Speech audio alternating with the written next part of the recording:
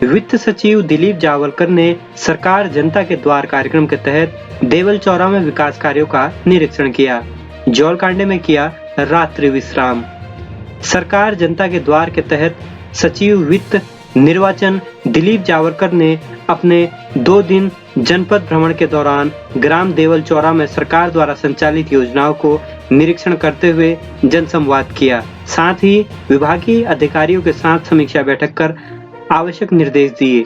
देवल चौरा में निरीक्षण के दौरान सचिव ने उद्यान विभाग के माध्यम से आन सिंह नगरकोटी द्वारा लगाए पॉली हाउस व जल मिशन के अंतर्गत देवल चौरा पेयजल पंपिंग योजना एवं अमृत सरोवर का निरीक्षण किया। इससे पहले कल सायं उनके द्वारा जौलकांडे में रात्रि विश्राम किया गया।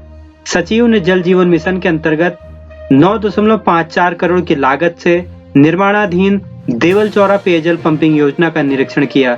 निरीक्षण के दौरान अधिशासी अभियंता पेयजल निगम द्वारा बताया कि पंपिंग योजना से 11 गांवों के लगभग 4000 आबादी लाभान्वित होगी। सचिव ने ईई को पेयजल योजना तय समय के भीतर पूर्ण करने के साथ ही कार्य गुणवत्ता पर विशेष ध्यान देने के निर्देश दिए। उन्होंने उद्यान विभाग के माध्यम से देवल चौरा में आन सिंह नगरकोटी द्वारा पॉली हाउस लगाकर सब्जी उत्पादन की सराहना करते हुए कहा कि काश्तकार अधिक से अधिक पॉली हाउस लगाकर अपनी आर्थिक मजबूत करें। ब्लॉक द्वारा मनरेगा के अंतर्गत देवल चौरा में निर्मित अमृत सरोवर का निरीक्षण करते हुए उन्होंने सरोवर में समूह के माध्यम से मत्स्य पालन को बढ़ावा देने के निर्देश दिए। सरकार जनता के द्वार के तहत क्षेत्र में जाकर योजनाओं का क्रियान्वयन एवं जनता से वार्ता कर उनकी आवश्यकताओं एवं समस्याओं का जायजा लेने सचिव देवल चौरा पहुंचे, जहां उन्होंने विद्यालय में क्षेत्रीय जनता से संवाद किया। ग्राम प्रधान ने अवगत कराया कि ग्राम पंचायत में मनरेगा के माध्यम से 4 गौशाला, शौचालय, सीसी मार्ग व भूमि सुधार कार्य किए जा रहे हैं। उन्होंने मुख्य सड़क मार्ग से चिनौली राजस्व गांव तक सड़क बनाने, देवल चौरा से खेल मैदान, मंडी समिति खोलने तथा गांव में चेकबंदी बनाने की मांग रखी। सचिव ने ग्रामवासियों से वार्ता करते हुए वहां के विद्यालयों, खेतीबाड़ी, सब्जी उत्पादन, मनरेगा, सिंचाई, पॉली हाउस संबंधी जानकारी ली। जनता द्वारा बताया गया कि देवल चौरा में राजकीय प्राथमिक विद्यालय है जिसमें 18 बच्चे हैं। हालांकि हाई स्कूल में 115 बच्चे तथा शिशु मंदिर में 40 बच्चे एवं एक अन्य निजी विद्यालय में 85 बच्चे पढ़ते हैं। सचिव ने शिक्षा की गुणवत्ता की जानकारी लेते हुए नई शिक्षा नीति की जानकारी दी। उन्होंने क्षेत्र में जैविक खेती व सब्जी उत्पादन को बढ़ावा देने के साथ ही काश्तकारों के जैविक प्रमाण पत्र बनाने के निर्देश दिए। कृषि एवं उद्यान विभाग को उनके उत्पादों के विवरण की व्यवस्था करने के भी निर्देश दिए। सचिव ने कहा कि इस वित्तीय वर्ष में प्रदेश को आंगनबाड़ी एवं पॉली हाउस से पूर्ण आच्छादित करने का लक्ष्य रखा गया है, इसलिए अधिकारी इस दिशा में आगे बढ़ते रहें।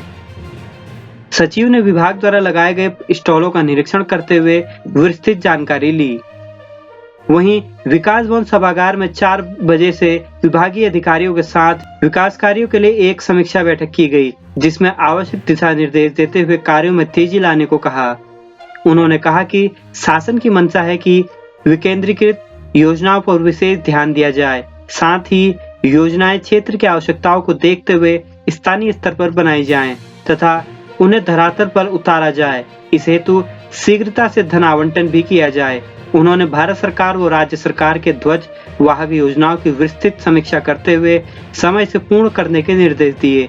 साथ ही कहा कि योजना में प्राप्त धनराशि को व्यय करते हुए उपयोगिता प्रमाण पत्र समय से देने के निर्देश दिए, ताकि अग्रिम धनराशि शीघ्रता से आवंटित हो सके।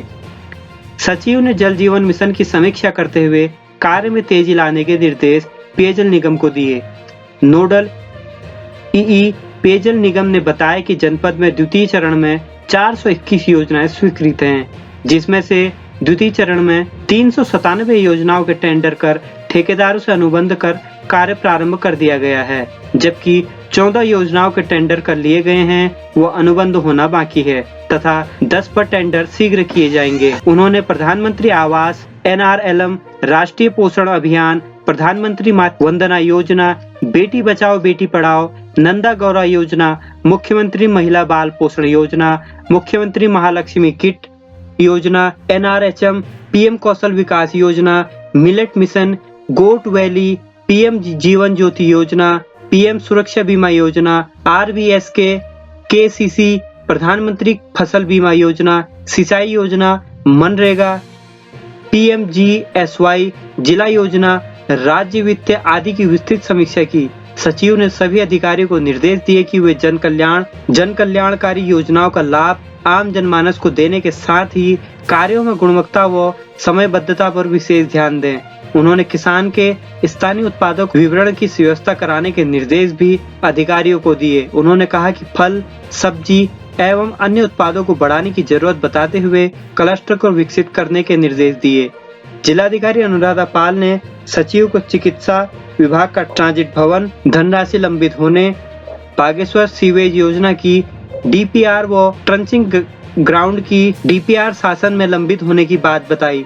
उन्होंने कहा कि बागेश्वर में सर्किट हाउस का प्रथम चरण का प्रस्ताव 3048 लाख वन स्टॉप सेंटर की भारत सरकार की धनराशि लंबित होना बताया।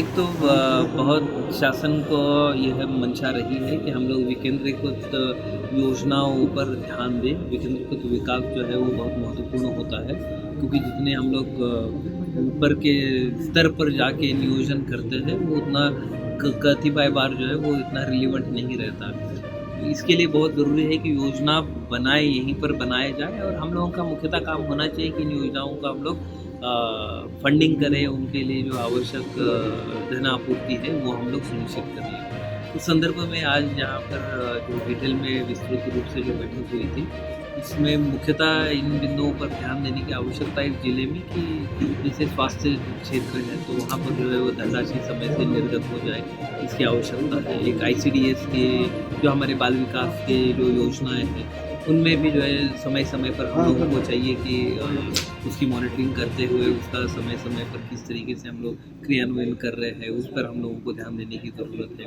कुछ जो है रोड की योजनाएं हैं जिसमें वन विभाग से मतलब हमारे वन स्थानांतरण के भूमि स्थानांतरण के प्रस्ताव जो है वो कतिपय समय से लंबित है, उस पर ध्यान देने की ज़रूरत है। तो इन सभी बिंदुओं पर आज एक अच्छा कोऑर्डिनेशन, एक सहयोग की इस भावना से आज बैठक हुई है और उम्मीद है कि इसके परिणाम थैंक यू। इस हमारे भ्रमण का मुख्य उद्देश्य यह है कि जो शासन की मंशा है कि हम लोग धरातल पर जाए, शासन के सचिव है जिनके यहाँ से नीति निर्धारण होता है वो स्वयं जाके व्यवस्था देखें किस तरीके से कार्य हो रहे हैं, उसमें सुधार की कहाँ गुंजाइश है, उस अनुसार नीति निर्धारण किस तरह से किया जा सकता है, क्रियान्वयन हेतु किस तरीके से सुविधा दी जा सकती है। इसके संदर्भ में एक मूल्यांकन करने हेतु मैं भ्रमण पर आया हूँ 2 दिन के, और कल जैसे हम लोग वहाँ गए हुए एक पर्यटन के क्षेत्र में हमारी कहाँ पर संभावना है उसको देखते हुए हमने कुछ निरीक्षण करे हुए थे।